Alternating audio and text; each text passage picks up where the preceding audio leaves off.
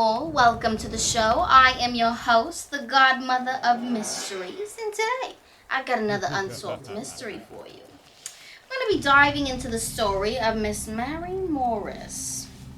Well, I should say multiple Mary Morrises. But before we get into our story, this week's riddle is: every single person died in a plane crash. However, who survived? To find out the answer, stick around until the end of the show. Anyway, back to Miss Mary Morris, or as I say, multiple Mary Morrises. Two women, both named Mary Morris, are murdered in the same town within 72 hours. On October 12, 2000, bank loan officer Mary Lou Morris left her suburban Houston home and went to work. She never arrived at the office. Her husband tried to contact her all day, and by 5 p.m. he had reported the 48-year-old is missing. An ATV rider found Morris's body later that evening in her car along a remote stretch of road 3 miles from her house. Her body was burned so badly that forensic scientists needed tooth fragments to identify her. No one robbed the devoted wife and mother, and there was no motive nor explanation for her murder. Everyone who knew the bank loan officer said she was friendly and outgoing and had no enemies. 3 days later, another Mary Morris suffered a violent end. Like the previous killing, 39-year-old Mary McGinnis Morris died in her car in a remote area a few miles from her home. She even looked like the other Mary Morris, but unlike the other murder, this one had two suspects. On the afternoon of October 16, 2000, clinic nurse Mary McGinnis Morris became panicked by someone she saw at a drugstore on the way home from work. She made a frantic 911 call, during which the victim was beaten to death and then shot. Authorities found her body in her vehicle along a remote stretch of road. In the weeks leading up to the murder of Mary McGinnis Morris, she and her husband were having marital difficulties. He thought she was having an affair with a family friend, but he said he confronted them and they denied it, and he believed them. Done and done. In addition to that, a new co-worker at the clinic, a male nurse, began to creep her out. At one point, she found her stuff rearranged in a note that said "death to her" on her desk. Morris assumed her co-worker marked her for death because he was recently fired. Shaken, the nurse asked her husband for a gun for protection. Mike Morris showed her how to shoot the gun in case anything happened.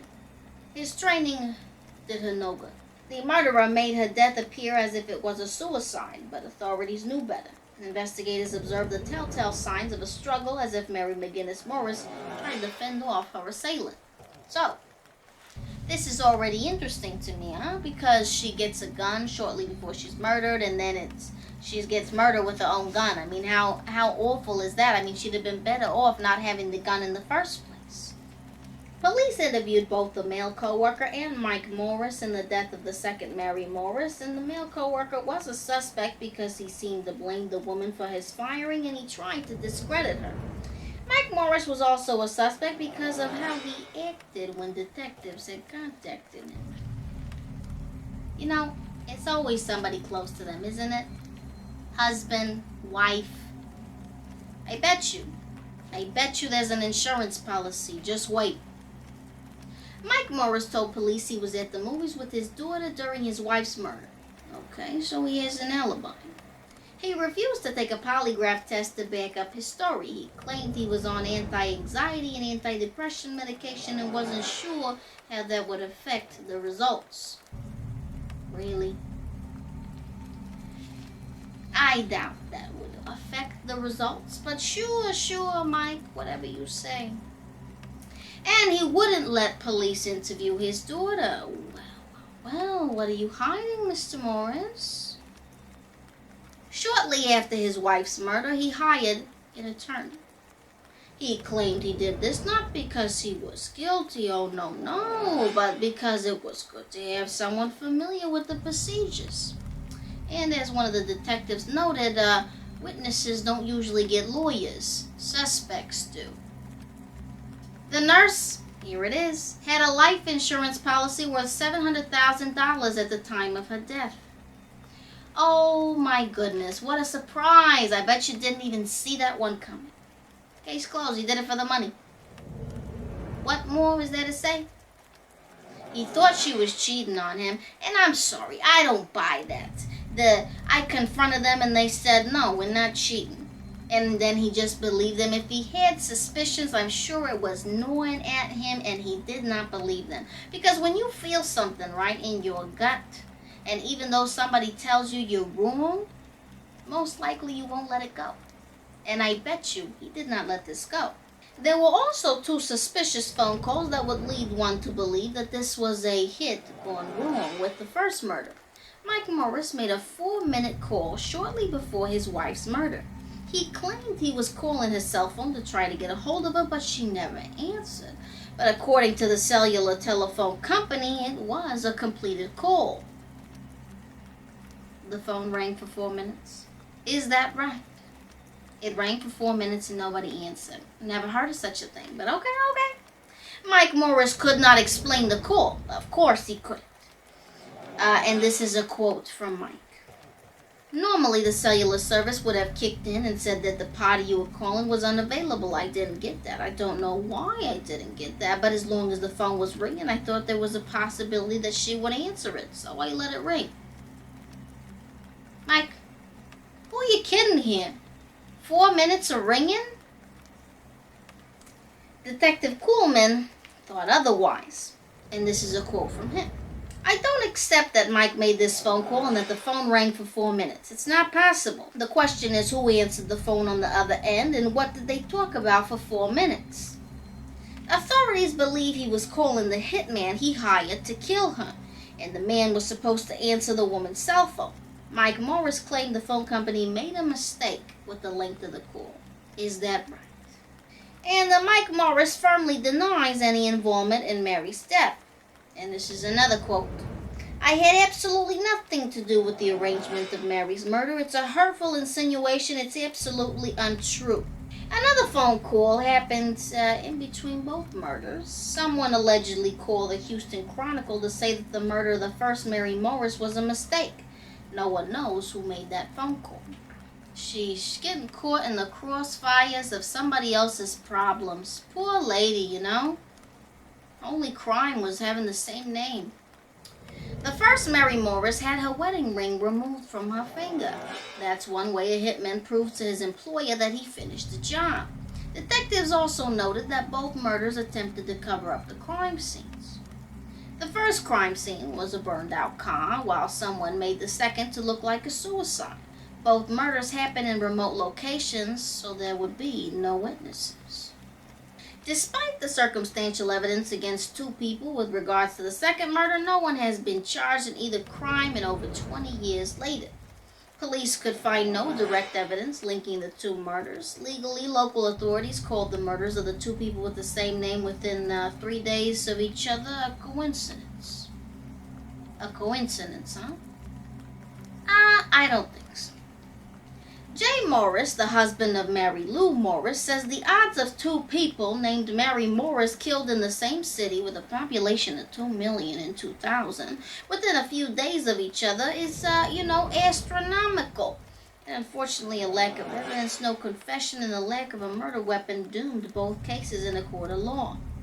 According to police, both the co-worker of Mary McGinnis Morris and her husband Mike have not been ruled out as suspects. And that, my friends, is the end of the story. No, I'm not buying it. There's no way that 2 women with the same name got killed within 3 days of each other, and that's just a coincidence? No. And then the other woman, she had no enemies, no reason for her to die. Her husband loved her, you know. She had a family, kids. And then Mary McGinnis Morris, she's got all these problems. Her husband's accusing her of having affairs. She's got an insurance policy. That's all I'm saying. That's all I'm saying.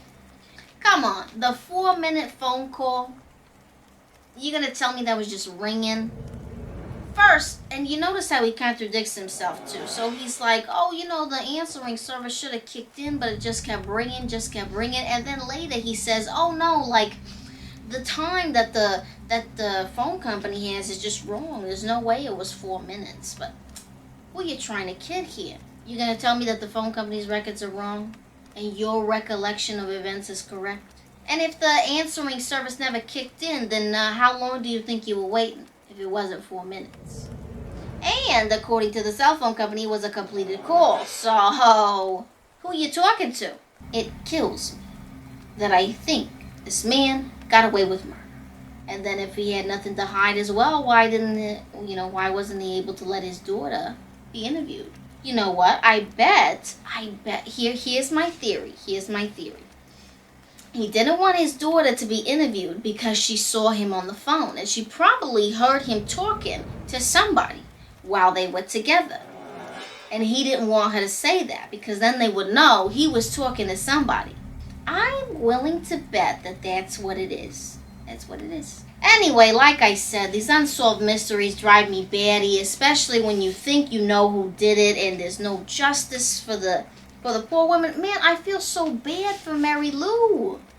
She had no fish to fry in this situation, and she gets murdered. A mother taken away from her family for no good reason. And I mean, come on. The ring getting taken off. It's a sign. Hitman was involved. Well, I don't even know why he even bothered calling the Houston Chronicle to say it was not meant to be, right? But that's another thing, I don't know, maybe the guy had somewhat of a conscience. I don't know how, if you're a hitman, but maybe he felt a little bad that he got the wrong lady and decided to, try to soften the blow, I guess. I don't know what he was really thinking he was going to accomplish with that phone call, to be honest. I mean, the woman is dead. There's no really coming back from that, you know what I mean?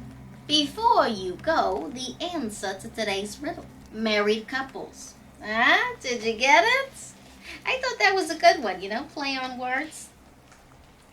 Anyway, that's all I have for you today. Thank you so much for joining me. Please don't forget to like, comment, and subscribe, and I will see you all next time.